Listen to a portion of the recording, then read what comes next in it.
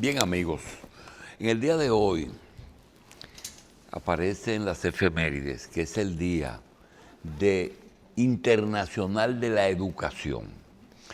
La educación, la salud y la alimentación son los tres principales elementos que constituyen los derechos humanos, a los que todo ser humano tiene derecho. Hay otros muchos más, pero esos tres son los básicos.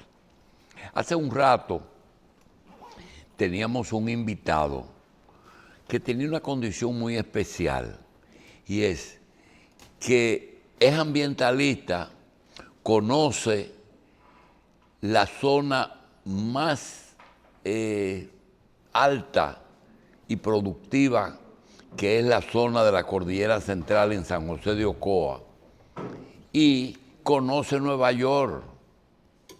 Es un intelectual que ha escrito sobre el tema del medio ambiente. Y quisiéramos exhortarlo a que hagamos, como él tiene tiempo y cultura, me ayude que no tengo tanto tiempo, pero sí el conocimiento, de escribir algo sobre la historia de lo que significa la comida y el Ministerio de Agricultura en la República Dominicana, que va desde siempre hasta hoy, caracterizado sobre todo por los incumbentes, las personas que han dirigido el ministerio o la secretaría cuando era secretaría, y que son los responsables de que en el país haya suficiente comida para los dominicanos que están en este país. Sobre todo tratar de que sea autosuficiente el país y producir un ambiente que necesariamente tiene que estar apoyado por una política superior, sobre todo presupuestaria. Eso no se puede negar y sobre eso no se habla mucho. El éxito de todos los ministerios, sobre todo el de Agricultura, está basado en el presupuesto que se le asigna a ese ministerio. Nosotros hemos tenido muchos ministros, a veces especialistas, en la rama, agrónomos, ingenieros, productores casi siempre, y expertos en esa zona. Vamos hoy a conversar con uno de esos ministros que uno se sintió muy bien porque no fue un invento, ni fue un partido. Aunque todo el mundo es político, el nombramiento de él, inclusive el de ahora, fueron productos del origen de sus profesiones y oficios. Son productores, y el otro que tenemos ahora es un técnico, una persona que quiere tecnificar, mecanizar los cultivos. Vamos a dar la bienvenida a nuestro querido amigo, el ingeniero Osmar Benítez, que viene de la Junta Agroempresarial. No es un invento, ni fue un invento. Naturalmente, el ministerio depende mucho de la política y depende mucho de los presupuestos. Le damos la bienvenida a Osmar, que sigue siendo presidente ejecutivo de la Junta Agroempresarial. Y vamos a comenzar por ahí, don Osmar. Realmente, ser un ministro, un funcionario de un departamento que tiene que ver con la comida. Y yo recuerdo que una vez se anunció que el ministro de Agricultura de Rusia había renunciado porque no produjo la papa, el país que ese país necesitaba ese año. Y yo pregunto, ¿hasta dónde el presupuesto es importante o el conocimiento del incumbente? Qué bueno, oye, siempre he dicho que tengo un profundo respeto por el doctor Julito Jacín, porque es uno de los productores de televisión y las personas que entrevistan más acuciosos. Julito Jacín, tú no puedes venir de que preparado para saber lo que te va a preguntar. Él te sale con una cosa que tú no le esperabas, pero tú tienes que estar bien amueblado. Sí, pero usted tiene conocimiento de lo que decir. Mire, yo creo que eso es interesante ahora a raíz de la llegada de nuestro amigo Oliverio Espaillat, Oli, al Ministerio de Agricultura. Y es importante porque el mensaje no solamente es para él, sino para el presidente de la República, que lo ha designado de manera muy correcta y una decisión que celebramos. El mensaje es para todos también, para el pueblo dominicano. Para tú ser exitoso en una gestión del Ministerio de Agricultura, hay 3 factores que tú debes tomar en cuenta. Usted ha señalado 2 de ellos. Lo primero es que la persona tenga conocimiento del tema, del área, ¿verdad? Que tenga conocimiento de la agricultura. Cuando tú designas a una persona que sea un productor, entonces tú estás poniendo a una gente que siente en su ser lo que significa la agricultura, lo que significa producir alimentos, el esfuerzo y el riesgo que tiene esa actividad. Entonces, nadie puede darte... Pero tiene que tener vocación. Sí, pues voy allá. O sea, tú tienes que sentirlo. La agricultura tú tienes que sentirla, vivirla. Entonces, poner un ministro de Agricultura que tenga esa experiencia ya es un plus. Y es el punto que usted ha señalado. Sí. Pero el segundo elemento que usted ha señalado es el apoyo presupuestario. El apoyo presupuestario. Y en esto nosotros tenemos que no solamente pedirle al presidente de la República, no importa cualquiera que sea el presidente, para que escuche bien y escuche mucho al ministro de Agricultura, así como escucha mucho y bien al ministro de Hacienda. Porque la gestión del ministro de Agricultura depende de la voluntad política del presidente y de los cálculos del ministro de Hacienda. Entonces, nosotros en el Ministerio de Agricultura tenemos que ser amigos panaful, oiga bien, amigos panaful del ministro de Hacienda, porque si no hay cuarto, usted lo que va a hablar caballá. Si no hay presupuesto. Si no hay presupuesto, usted lo que va a estar es hablando caballá y cosas y en la prensa. O sea, usted tiene que tener recursos para atender necesidades que son prioritarias. ¿Y la tercera? Y la tercera es conocer al sector. Tú traer una persona que no conozca el liderazgo del sector, que no conozca los sectores de la economía agraria. Pero eso vale en todos los ministerios. Sí, que eso es fundamental, porque muchas veces tu gestión depende de la opinión de los agricultores. Seguro. De la opinión de los agricultores. Y si tú no te manejas bien con los líderes del sector, siempre habrá entonces una situación de posible riesgo de que no te apoyen o no te respalden. Bien, la última mía, Omar, es esto. Realmente hay que producir, pero ahora, digo ahora porque eso antes no se existía, existe el bendito medio ambiente, que no solamente afecta en el presente, sino nos afecta en el futuro. Pero también está la salud. Es decir, cuando se habla del insecticida, del herbicida, se está hablando de la salud, pero también se habla de la producción, de que si no se utilizan, es imposible producir el volumen que se necesita. Pero son 2 temas. Limitantes que le da el medio ambiente a la producción aquí en todas partes.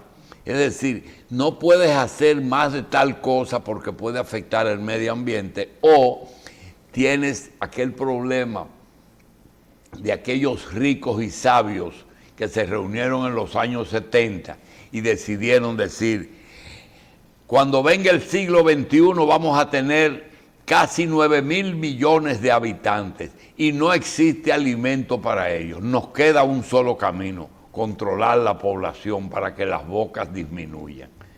Esa situación se decidió, pero cuando ellos se examinaron, decían, pero nosotros queremos vivir más. Entonces, los que deciden querían más años y decidieron reducirle los años a los que consumen. Y ahí vino un gran problema que se traduce en comida. Resultado, Bill Gates es un gran tenedor de tierras ahora en Estados Unidos porque decidió que en el planeta hay suficiente tierra para alimentar a todo el mundo. Osmar, realmente esa ambigüedad, esa situación de medio ambiente y de población con bocas, debe tomarse en un país pequeño en cuenta también. Definitivamente, y más en un país insular, que está muy expuesto a fenómenos naturales, y en el caso de la República Dominicana estamos en la misma ruta, como decía el poeta, de los huracanes. No en la ruta del sol, no en la ruta de los huracanes. En la ruta de los huracanes, sí. ¿verdad? Del occidente, del hemisferio occidental. Entonces, ¿qué es lo que ahora, después que le ponemos atención a algo que no le poníamos atención y sin embargo, hace más de 500 años, que San Francisco de Asís nos dijo que cuidemos el planeta Tierra, cuidemos la madre Tierra, le puso en sus prédicas, y que en la encíclica de el Padre Francisco, del Papa Francisco, él hizo una encíclica que se llama Laudato Si, que era cuidemos el ambiente, cuidemos el planeta Tierra. Entonces, en ese sentido, lo que ha ocurrido en los últimos 40, 50 años es que ha habido una nueva acepción en el sector agro de los países de la necesidad de producir la comida, las bocas, sí, pero sin impactar de manera negativa los recursos naturales. Sí, pero nosotros no estamos teorizando, nosotros estamos hablando con una persona que hace 5 años fue ministro de Agricultura y que por ahí anda un ecologista que tuvo que pelear con él por aquel problema de San José de Ocoa, en que o los que ocupaban las tierras o los que hacían daño a la ecología. Sí, ¿Usted recuerda? Precisamente, por eso te digo. O sea, ahora, ya en el Ministerio de Agricultura, no importa el ministro, ya hay una concepción clara de que la agricultura no puede ser pensada para hoy. Como usted dijo ahorita, en los años 70, sí, pero pensada para el año 2000. Entonces, hay que pensarlo para el futuro. ¿Por qué? Y le voy a explicar. ¿Y qué motivadora esta pregunta? ¿Por qué? Porque para producir comida nosotros necesitamos recursos naturales. Fundamental, ¿eh? Sin el recurso suelo no podemos producir alimentos de manera masiva, porque ya sí estamos produciendo alimentos hidropónicos que no usan suelo, pero no son suficientes para alimentar todas las bocas. En el caso nuestro, las bocas dominicanas, las bocas de los vecinos nuestros que están aquí, mal contado, unos 2 millones, dice, según la estadística oficial son 530 y tantos. Y la boca de los turistas. Y un ministro de Agricultura, tenemos tiempo, cuando le dicen que un astronauta se pasó 6 meses en una nave espacial, ¿usted no se le ocurra preguntarle qué comían? Eso es lo que digo. Dos opciones. Porque no era un racimo de plátano que había ahí arriba. Es que, como los soldados cuando iban a la guerra llevaban su barra de chocolate, ellos llevan alimentos preparados que lo han estudiado la NASA científicamente, que pueden conservarse X tiempo, ¿verdad? Pero segundo, la NASA ha comenzado a investigar y a desarrollar cultivos hidropónicos en la Estación Espacial Internacional. Cultivos hidropónicos se están cultivando ya, ¿verdad? Digo, no está una mate coco, ¿verdad?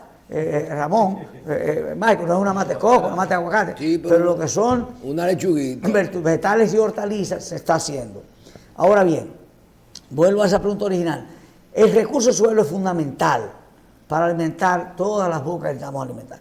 Hay que preservarlo. ¿Cómo lo preservo el recurso suelo? Yo preservo el recurso suelo protegiéndolo. ¿Cómo lo protejo? Con bosque. Entonces, el recurso natural, bosque, es fundamental principalmente para preservar los recursos suelos en la zona, las cuencas medias, cuencas altas, pero además la fuente del otro recurso natural que es el agua. Señores, todavía la República Dominicana es un país rico en agua. Nosotros tenemos 59 ríos principales y 549 ríos secundarios. Nosotros somos un país rico en agua. Ese recurso agua hay que preservarlo. ¿Y cómo se preserva? Protegiendo las cuencas altas, las cuencas medias y hasta las cuencas bajas. Pero no es función de agricultura. No es función de agricultura, pero entonces existe esa cosa que se escribe, se dicen acuerdos o alianzas. Hay que hacerse una alianza con el Ministerio de Medio Ambiente para un programa de protección de recursos suelos. Y educar al agricultor es fundamental. Sí. Una de las cosas que... Sí, aquí... pero escúcheme, mire, tenemos ya más de 20 años bregando Omar Benítez con la revista y la revista con Omar Benítez. Y sabemos que usted es un hombre eminentemente práctico y sabe muy bien que cada ministro que pongan ahí es un mensaje. Cuando viene Omar Benítez, ¿en qué pienso yo aquí en la revista para comentar pendejadas los sábados? Quieren controlar el equilibrio. Cuando yo vi el decreto, inmediatamente digo yo, el gobierno que lo nombró está pensando en el equilibrio, autosuficiencia versus importaciones, los famosos, las licitaciones que ustedes establecieron. Las licencias. Las licencias. La subasta de una vez. Licencias. Cuando veo el decreto del actual ministro, ¿en qué pienso? Digo yo, pienso en lo que él tiene 2 años viniendo todos los sábados aquí, en mecanizar. Tecnología. No el arroz solamente, sino en menos tierra. Producir más. El agua y la máquina sí. son las que van a hacer más producción en menos cantidad de tierra y utilización de esa tierra en otros cultivos. ¿Es así o usted me corrige? Es así, es así. Y en el caso de Oliverio, la mecanización tiene un impacto secundario que es social, que es la dependencia de la mano de obra haitiana.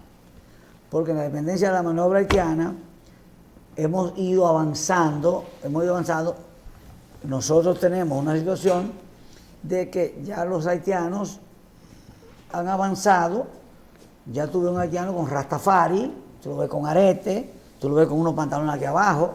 Anteriormente el haitiano era muy formal. Cuando tú ibas por un camino, él venía, él bajaba la vista, no te miraba. Ya son personas libres, te miran a los ojos, ¿verdad? Y qué bueno.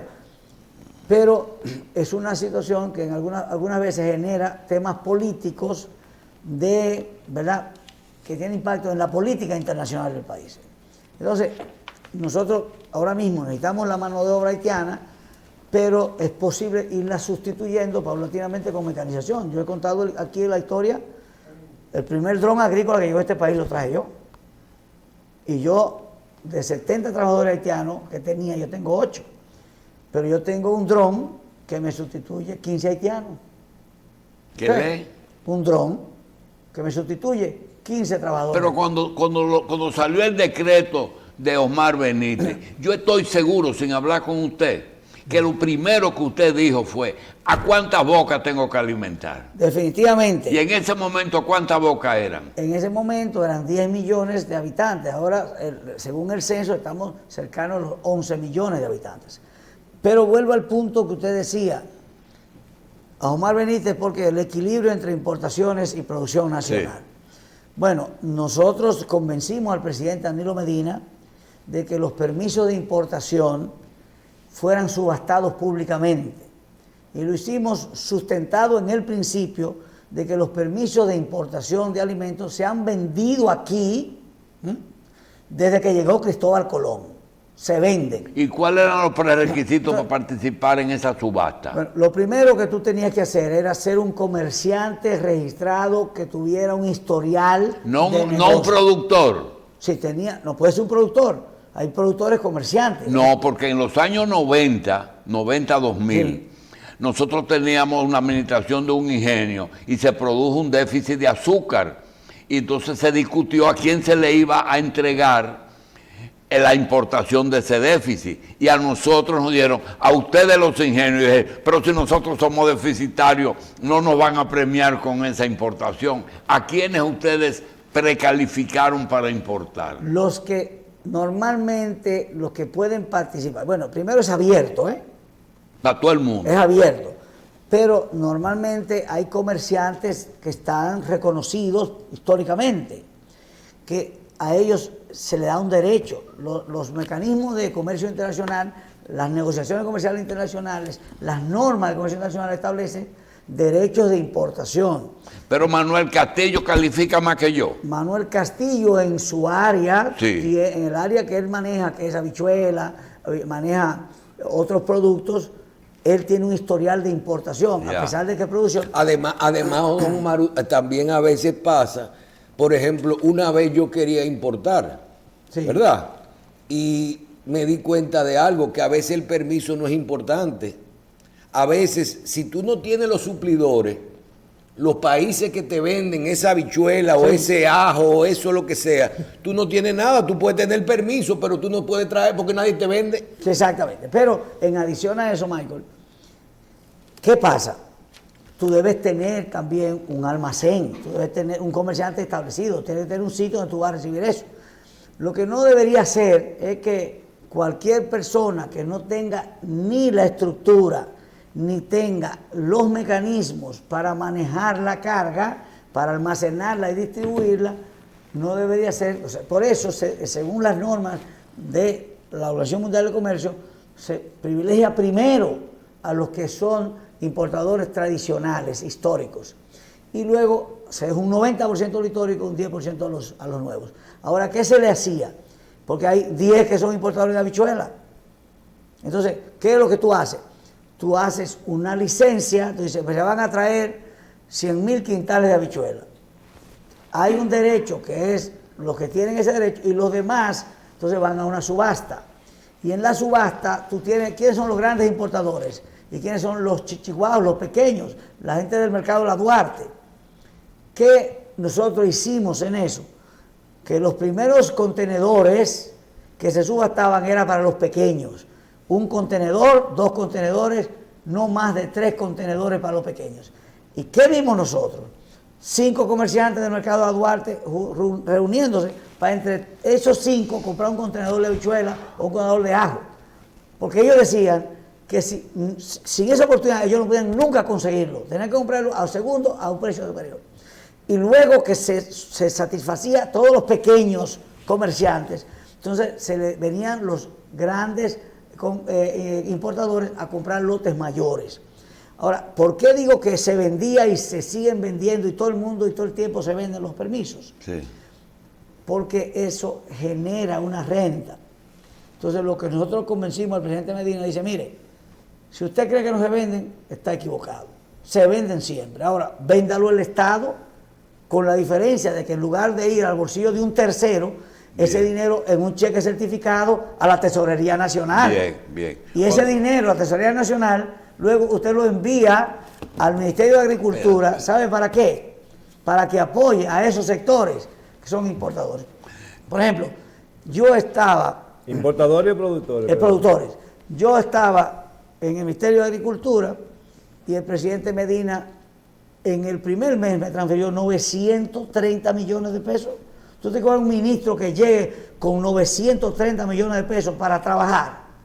Entonces, aquí aprovecho para lo que decía ahorita, el presupuesto que usted mencionaba.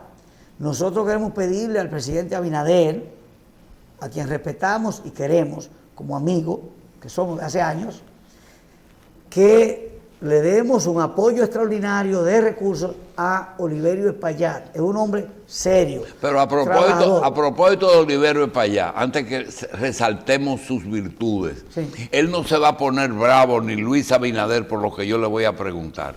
De las 3 condiciones que usted dijo que se necesita tener conocimiento y que cuando nombraron a Omar Benítez, digo, no, pero Omar y Ivonne pueden dirigir este país en el medio ambiente y en todo. Hay un cuarto que no se mencionó. Ivonne en medio ambiente el es cuarto una es la política. Esa mecánica rara de tú tener durante 10 años al director de la AMPA aquí pidiendo exactamente lo mismo de que categorización. 10 años. Ahora, la pregunta es la siguiente.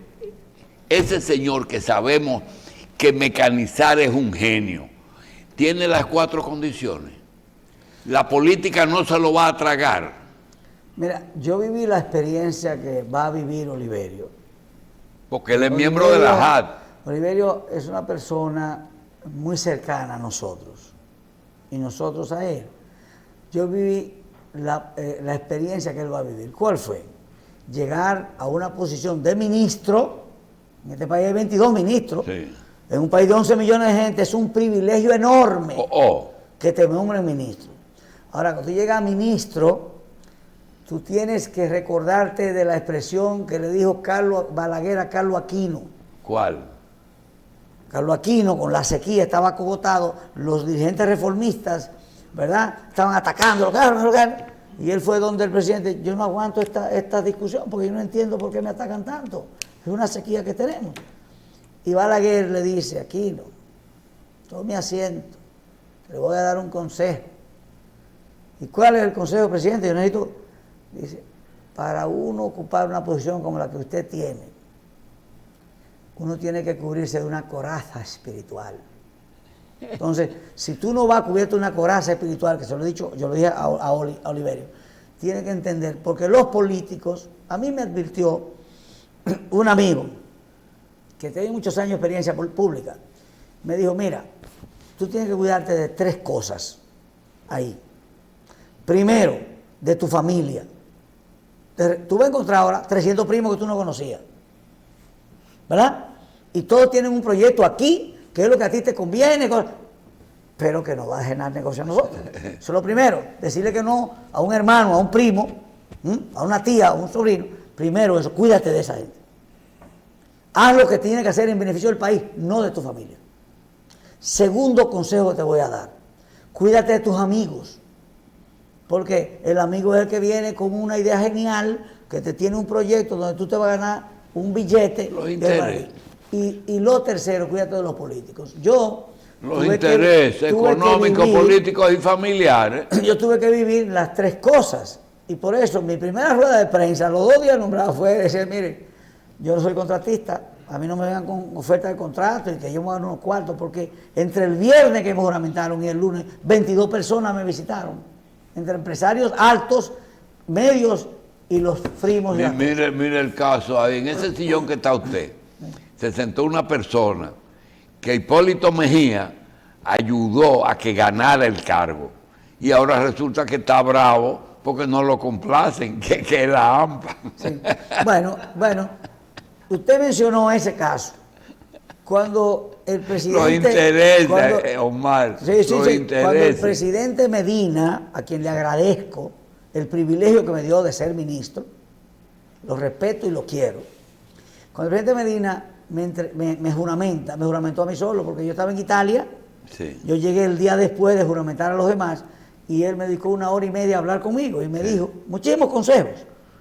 Danilo Medina me dijo a mí, el financiero de Agricultura, el que maneja los cuartos, el jurídico de Agricultura y el encargado de compra, Osmar, no deje que nadie te los recomiende. Tú los seleccionas, ni yo, no deje que nadie te los recomiende, porque esos 3 son los que te llevan a la cárcel o los que te evitan ir a la cárcel. ¿Se lo dijo él a usted? Danilo Medina me lo dijo a mí. Eso me lo dijo a mí. Entonces, yo quiero decir una cosa. Estas posiciones son posiciones políticas para hacer un trabajo técnico y hacer un trabajo económico productivo. Tú tienes que manejarte con la política, porque los políticos del partido te ven como un extraño, y a mí me dijo una dirigente del partido, me dijo, es muy bueno venir a ser ministro, y otro dirigente también, a ser ministro sin haberse fajado en la campaña. Y me insultó y me llamó y me dijo de todo. Y yo callado. Cuando ella terminó, inclusive yo me quedé callado y dije, aló. Digo, dígame, señor. Me dice, yo creo que tú me habías cerrado. Y no, yo no puedo cerrarle el teléfono a una dama primero. Y segundo, a mí me educaron que yo tengo que aprender a escuchar. Y usted tiene derecho a decir lo que usted tiene. y yo tengo derecho a callar. Ahora, yo lo que puedo hacer es darle el teléfono a usted, el teléfono del presidente Medina, para que usted lo llame a él, porque usted me está tratando temas políticos, yo no vine a tratar temas políticos aquí. Yo necesito nombrar agrónomos, y yo tengo 8 enlaces regionales con el ministro. El ministro tiene un enlace regional con el director regional de Mao, un enlace con el de Bancosa. Yo necesito regional, yo soy el enlace. Pues ¿cómo yo voy a decirle, mira, Ramón, dile al director regional, Julito, tal cosa? No, yo llamo a Julito, el director regional es el ministro de Agricultura en su zona. Y yo me lo volé los 8, que ganaban 150,000 cada uno, mientras que el director ganaba 100. Entonces lo eliminé y le subí el salario a los regionales. Entonces, esto de producir comida es recursos presupuestarios para preparar las condiciones de facilitar que los agricultores puedan tener semillas certificadas a precios razonables, que puedan tener tierras preparadas y lo más importante, que tengan agua, buscar agua para que puedan producir. En este país mucha gente no le pone atención a esto, pero el principal centro de producción de víveres de la República Dominicana, plátano, yuca y batata, es el Cibao Central, Julito, y en el Cibao Central en Moca no hay un canal de riego, es en secano, toda esa franja es en secano. Tú ves que llueve y tú ves los mocanos, la gente de La Vega, huyendo, sembrando habas de batata, es que de yuca, sembrando cepa, porque llovió. Y si no llueve Dependen más, de la lluvia nada más. sí, de la gracia de Dios. Entonces no, tenemos que llevar. ¿Qué hizo Balaguer en el Cibao Central? Que me lo dijo Patricio, el agrónomo de Moca. Balaguer hizo 180 lagunas. 180 lagunas la hizo. Y la gente decía, una laguna, pero que aquí no hay agua. Bueno, cuando llovía, esa laguna en un terreno arcilloso, mira, era la fuente de agua de la agricultura de esa gente. ¿Qué hice yo cuando yo?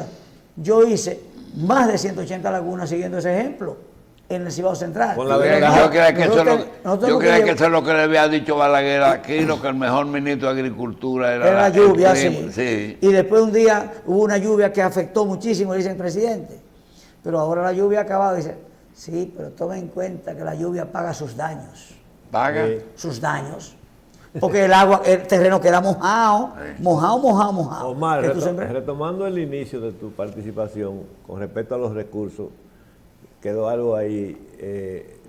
El volumen de recursos que se estima es para lo que se supone hacia dónde vamos, ¿verdad? Con los temas que has tratado tú y con los temas que el ministro actual de Agricultura ha venido tratando aquí con la mecanización y eso. Son muchos recursos. ¿Eso tú lo piensas como que se maneje vía presupuesto o hay fórmulas para motivar a la banca que se multiplique la oportunidad en eso? Explícanos un poquito de eso, cómo tú lo ves. Porque es muy costoso y hay mucha gente que está motivado en mecanizar. Sí. Y yo digo, para completarte la idea, que la mecanización no es para sustituir mano de obra, no es para evitar mano de obra, es para ser más rentable y más competitivo la agricultura, que la gente lo ve como un asunto de racismo y de no usar los haitianos, que son la mano de obra principal. Las dos cosas. El tema de mejorar la eficiencia productiva, que te impacta la rentabilidad, es fundamental cuando tú puedes, con un recurso de tecnología, bajar costos. Y eso te impacta la rentabilidad, y lo que nosotros queremos es que el agricultor gane cuarto. Que gane dinero, esa ha sido la política, no te ganen cuarto. Pero está el otro asunto social, que es el tema de la mano de obra.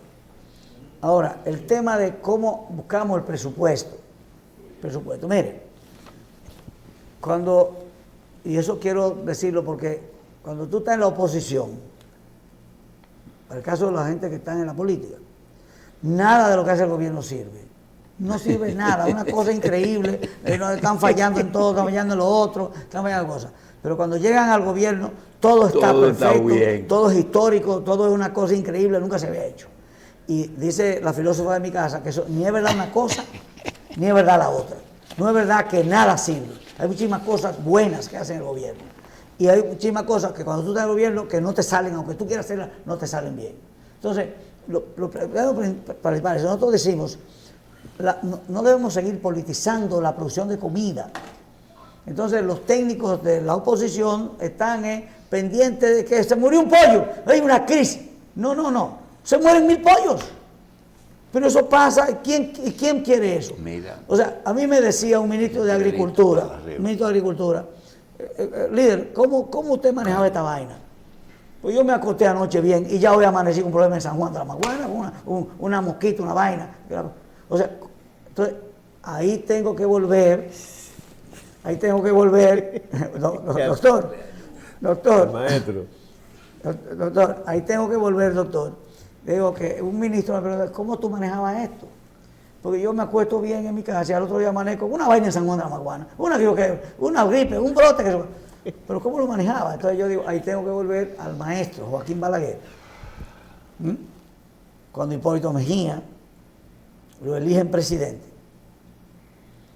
Hipólito Mejía a una visita al presidente Balaguer para darle las gracias al respaldo que le dio. Pero Balaguer le dijo al partido de oposición, al otro, fueron a visitarlo y le dijeron, mire, Hipólito no llegó al 50, es 49.75, no llegó al 50.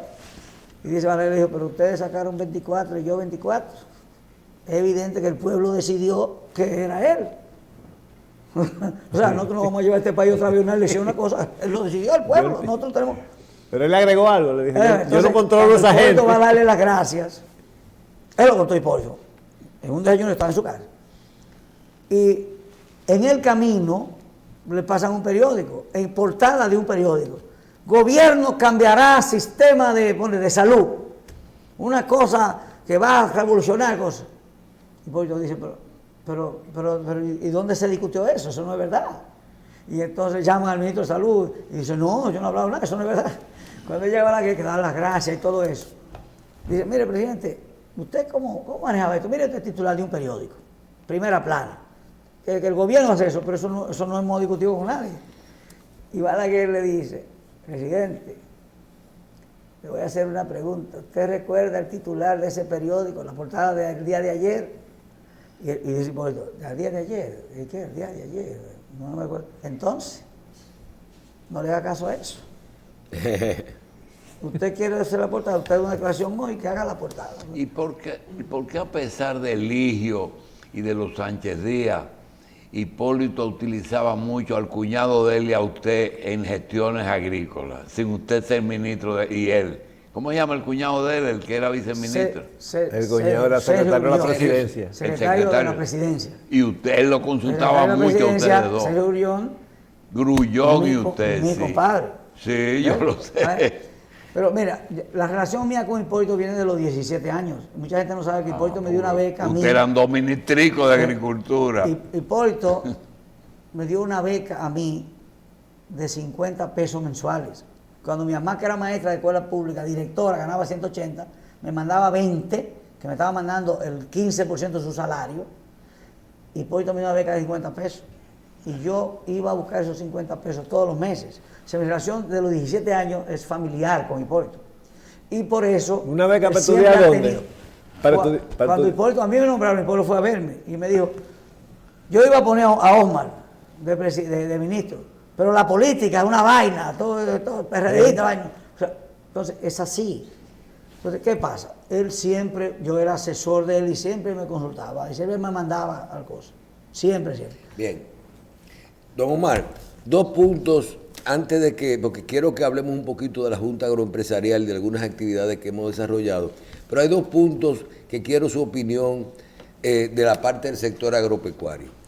Al día de hoy, cada época y cada contexto tiene una acción que uno debe de realizar.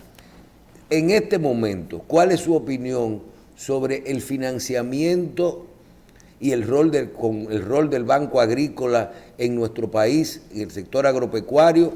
Y habló de los permisos de importación. Cada época lleva un tema, una forma de manejar los permisos y cada gestión. ¿Usted es partidario de nuevo de llevar los permisos a la Junta Agroempresarial o al sistema de subasta, para no decir que fuera la Junta, sino al sistema de subastas, tal vez resolviendo un tema que hemos visto aquí, que no lo entiendo mucho, que es de que hacerla invertida, que en vez de ser precio hacia arriba, hacerlo hacia abajo. Hablen un poquito de esos temas, financiamiento y cómo usted, pero a nivel de propuesta, ¿qué manda la época? Miren, es importantísimo, Michelle, este tema del crédito. Por años, la Junta de Empresarios Dominicana ha celebrado el Encuentro Nacional de Líderes del Sector. Única institución que ha organizado eso. Estamos ahora en este año, creo que la 26ª, ¿verdad? Séptima. 27 años celebrando eso. Pero que es el evento más grande que se hace. Sí, pero 30 años que lo hicimos, tuvimos 2 años en celebrarlo cuando la pandemia. Pero en cada encuentro el sector decía que teníamos que trabajar el tema del financiamiento, que el crédito es fundamental, que no tenemos los cuartos suficientes, que hay que ir donde el prestamista. En otro tema, que el tema de la innovación, de la tecnología. Otro tema, el tema de la sanidad, señores, la sanidad que nos está comiendo las plagas. El tema de la infraestructura, que los caminos vecinales, que laguna, que agua, que energía eléctrica en el campo. El tema de las exportaciones. Cada año salía un tema y nosotros lo recopilamos en el 2011. Para la campaña electoral del 12, llevamos a los candidatos a la presidencia, le decimos, esto es lo que el sector piensa, 10 temas. Esos 10 temas hoy están en la ley de la Estrategia Nacional de Desarrollo. La Junta fue que lo construyó, la parte de la agricultura que está ahí. ¿Y por qué? Porque la gente dice eso. Entonces, el tema del crédito, mire, la institución más importante del sector agropecuario es el Banco Agrícola. No es el Ministerio de Agricultura, es el Banco Agrícola. Porque el Banco Agrícola... Porque el Banco Agrícola... Ayer anunciaron que en Fitur agarraron los bancos dominicanos a llevar cuartos para allá.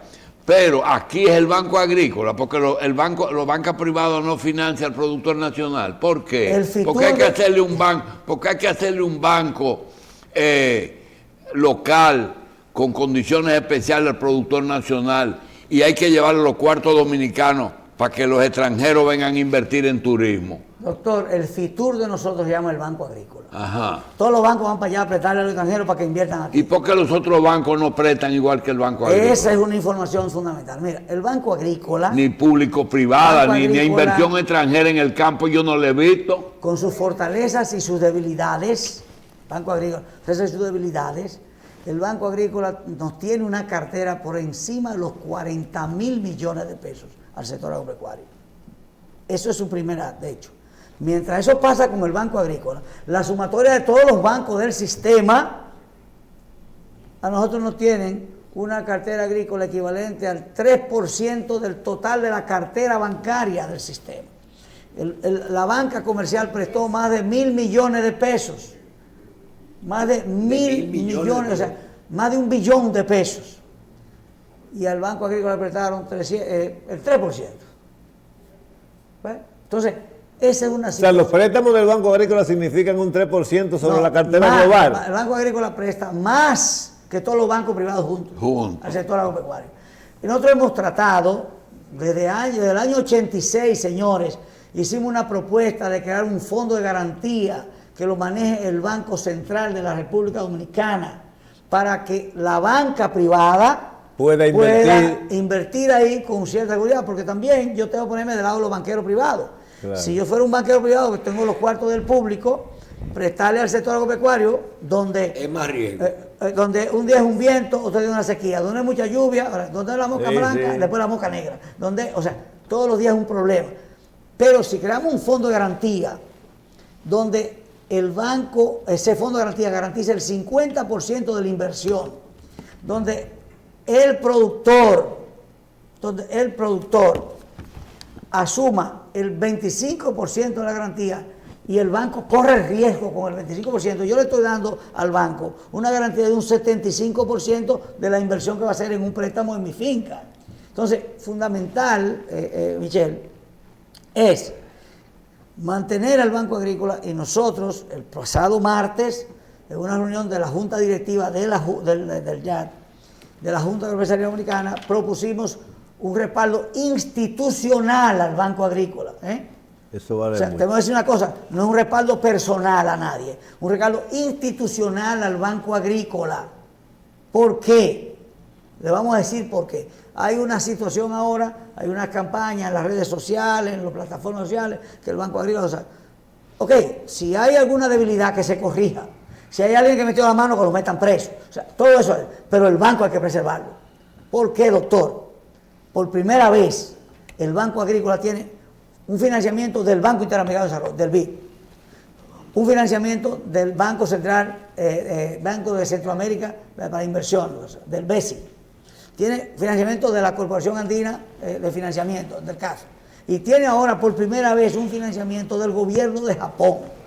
Entonces nosotros tenemos que preservar la imagen del banco, porque esos organismos internacionales que están llegando al banco pueden decir, pero espérate, para eso ahí, porque ahí hay una cosa que está discutiendo. Don Omar, con los permisos, ¿cuál sería su sugerencia en este momento? Los permisos, eso es una decisión. Fíjate, el presidente de la República es el jefe de la política comercial del país. Yo dije ahorita, nosotros convencimos al presidente Medina de que esos permisos, que se venden siempre, porque puede ser que el ministro de turno, el gobierno de turno, te los regale a ti, a Ramón, pero Ramón allá afuera tiene un tipo que lo va a comprar y se vende.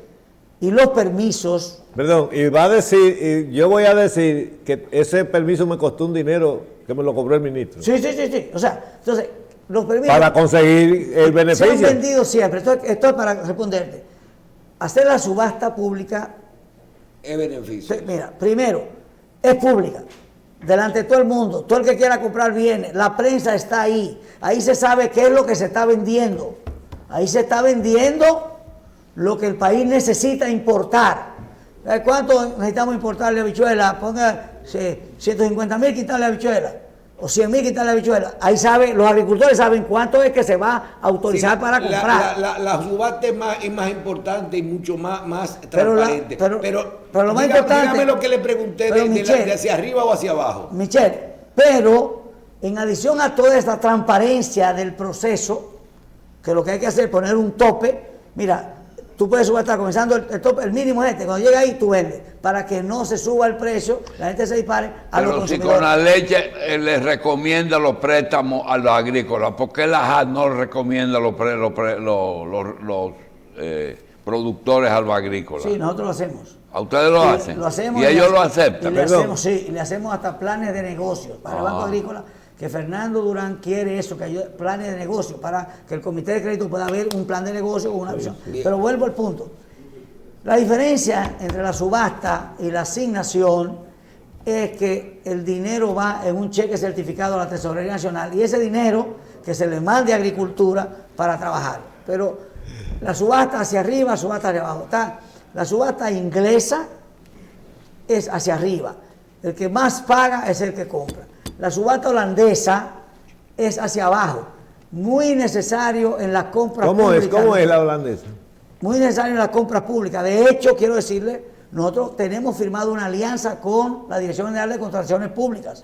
Con Carlos Pimentel la firmamos. Estamos trabajando un programa ahora, no se ha completado todavía, pero la idea que tiene el gobierno es que muchas de las compras de alimentos que hace el gobierno, que se hace por licitación y se dan todas estas cosas, que se hagan por subastas públicas, como se hace en Colombia, en Argentina, en Chile, hacia la baja. ¿Qué quiere decir esto? El gobierno, INEPRE quiere comprar 10,000 quintales de arroz. INEPRE pone las condiciones. El arroz tiene que ser tanto por ciento de grano partido, tanto por ciento de humedad, tal calidad. Y el INEPRE dice, yo ofrezco 2,000 pesos el quintal, 3,000 pesos el quintal. ¿Verdad? Perdón, no. Yo digo, 3,000 pesos el quintal. ¿Quién es el que más barato me vende? El que tenga esa calidad, el que me venda más barato con el producto que yo necesito, a ese le compro. Esto es la baja. A la baja, es una subasta a la baja, es subasta holandesa. Eso se usa mucho. Ahora mismo, yo estoy convocando una reunión con los dueños de supermercados. ¿Para qué? Para ofrecerle el servicio. Pues ellos pueden comprar 100,000 plátanos de tal característica. Están todos los oferentes del plátano. El que te vende el plátano más barato con ese precio, ¿qué le conviene? al supermercado porque va a conseguir lo que quiera al mejor precio. Pero le conviene al productor, si al consumidor le conviene, puede hacer mejor precio. Pero al productor le conviene, ¿qué le conviene? Que los cuartos del supermercado tiene que ponerlo en la bolsa y el productor entrega los plátanos y los cuartos ahí mismo. No tiene que esperar 3 meses que el gobernador pague. No, él le está vendiendo directamente al que lo va a llevar al público. Exactamente.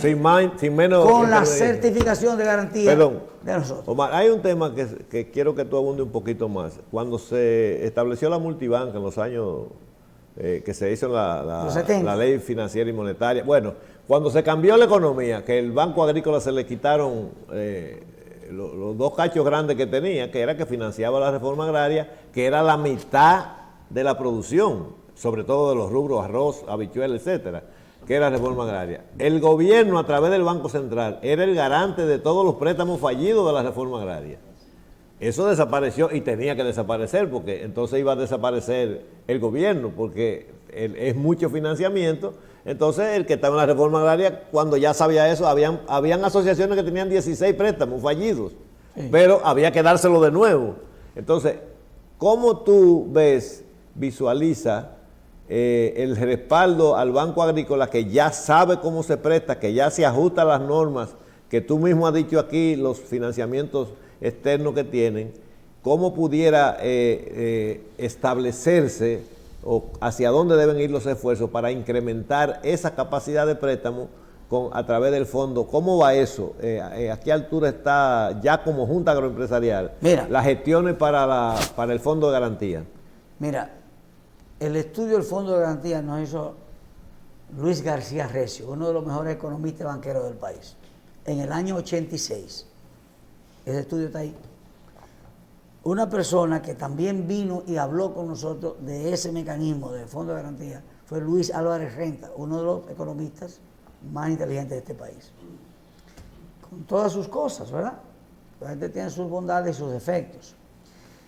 Pero el Fondo de Garantía es lo que te abre la capacidad de que la banca comercial pueda dedicar recursos, más recursos al sector agropecuario, que es fundamental para garantizar la boca, que decía el doctor Julito así ahorita, la comida, para garantizar la comida.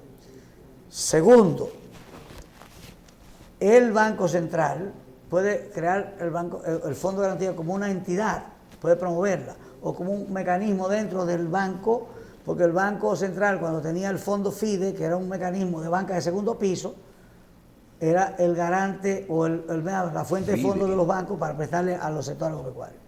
De acuerdo. En el caso de que tú decías, ¿cómo podemos hacerlo? Lo primero es, para el pequeño productor, mucha gente no sabe, el fondo FEDA, que anda por ahí prestando cosas, que ahora está medio dormido, el FEDA es una dependencia del Banco Agrícola por ley. Entonces se pasó y se llevó para allá, pero el Fondo FEDA debería convertirse en un departamento de microcréditos, reforma agraria, esos pequeños productores. Pero garantizado, sí. ¿Verdad? Y con menos requisitos. Exacto, para el pequeño productor. Y el banco ampliar la política con recursos, siempre digo recursos, ahora tiene recursos de organismos internacionales, tenemos que cuidarlo, para ampliar eso, pero tenemos que conseguir que la banca comercial también se involucre para poder mantener todas las necesidades alimenticias del país. Bien, Omar, finalmente, la Junta Agroempresarial tuvo en esta semana unas actividades, háblenos de ellas. Bueno, todas las semanas tenemos muchas actividades. En esta semana pasada tuvimos el lanzamiento de colocación de préstamos de un programa que tiene Tecnología Nacional, Tecnificación Nacional de Riego, con la dirección que maneja mi sobrino Claudio Camaño, y que lo hace muy bien, y se lanzó la colocación de 102 millones de pesos, 106 millones de pesos para préstamos a sistemas de riego presurizados, para modernizar el sistema de riego, por aquello de que el riego por inundación impacta, doctor, el recurso suelo, porque uno ve así, sí, pero sí, se lo va llevando el suelo. La erosión. Entonces, la erosión. Primero, esa fue una actividad que se celebró ayer. Lo segundo, también tuvimos allá el lanzamiento de toda la información relacionada con la feria Mad Fruit. ¿Eso es lo que es en Italia? En Italia. ¿Por qué es importante? Y gracias, Michelle, porque me estaba olvidando esto. ¿Por qué es importante Madfruit? Madfruit es una feria profesional que se celebra en Italia, la feria de productos agrícolas más importante de Italia. Y este año la dirección de Madfruit, los organizadores, han decidido dedicarle la feria a la República Dominicana. Vamos a tener un pabellón entero para la República Dominicana. Y necesitamos tener una presencia y una representación digna de la calidad de la producción dominicana en ese evento donde asisten más de 160,000 compradores todos los años. Bueno, va subiendo. Son ¿no? los que compran los productos nuestros. Entonces nosotros estamos invitando a los sectores exportadores a que nos acompañen. Estamos en una alianza, ADOEXPO, nosotros, con FENAGRO, todo el que quiera, vamos a sentarnos juntos para llevar una muestra adecuada de la producción nacional. Nos han permitido tener la agroindustria también. Vamos a llevar el cigarro, vamos a llevar el cacao, el tabaco, el ron, todo eso también. La agroindustria procesadora, el mango, el limón, la industria procesadora, pulpa de fruta, vegetales, todo eso. Y como está dedicada a la República Dominicana, necesitamos que eso esté lleno. Inclusive, ayer decía en una reunión de coordinación, anteayer, que también debemos hablar con turismo para que nos tengan ahí un ballet para que nos bailen. Y tengo que hablar con los roneros para que me pongan una cata de ron y que la gente se pare a ver su romito, ¿verdad? Entonces, está dedicado en la República Dominicana, pero dentro de Dominicana se privilegia dos productos: el mango, y tenemos nosotros 22 operadores de mango en este país, el mango, y el aguacate. Entonces queremos que todos los productores de mango que tengan capacidad de exportar estén ahí. Y ahí queremos hacer inclusive una degustación de helado de mango, que tengo que ir a hablar con mi gente de Bonagro para que ver si nos pueden patrocinar, que se voy a servir helado de mango en la feria. En la feria. Que allá, y lo que falta sobre eso, y aguacate, las jóvenes que están encargadas de eso en la Junta Agroempresarial vienen el sábado para acá a hablar de eso. Definitivamente. Bien. Vamos a agradecer. Yo creo que estas actividades de la Junta son impresionantes y qué bueno que se va a promover el país, sobre todo en lo más importante, que a veces la gente desconoce, que es el mercado. Usted puede producir de todo y si usted no tiene quien se lo compre, y usted no tiene nada.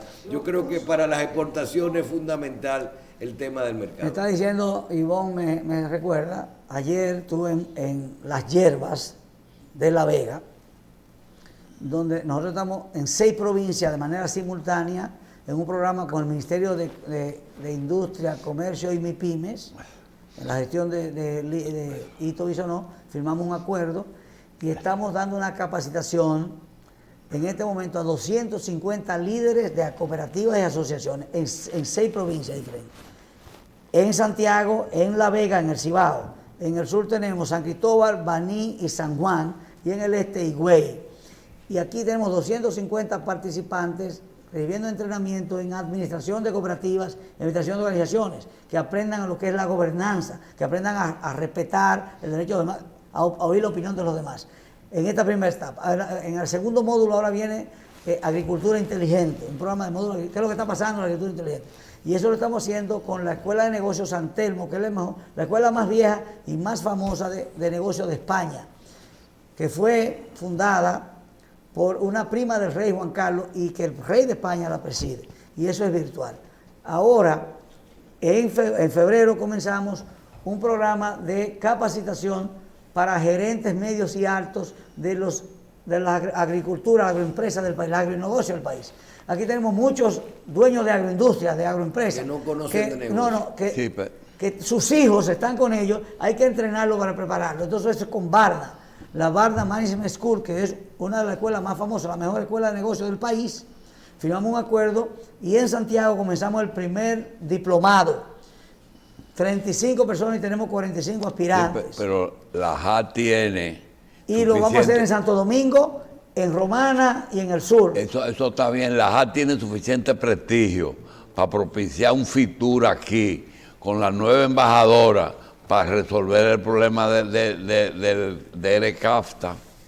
un futuro importante decirle, aquí, doctor, con esa palabrería de público-privada, sí. de adaptación. Tuvimos 20 años para ajustarnos y no calificamos. Pero déjeme decirle, doctor, que el tema de Derek Castro está tranquilo. Ajá, seguro. Le vamos a dejar tranquilo. Y el arroz.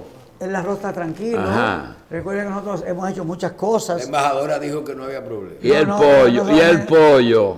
Todo eso está tranquilo. Ajá. Derek Castro está tranquilo. El gobierno americano nos está respaldando.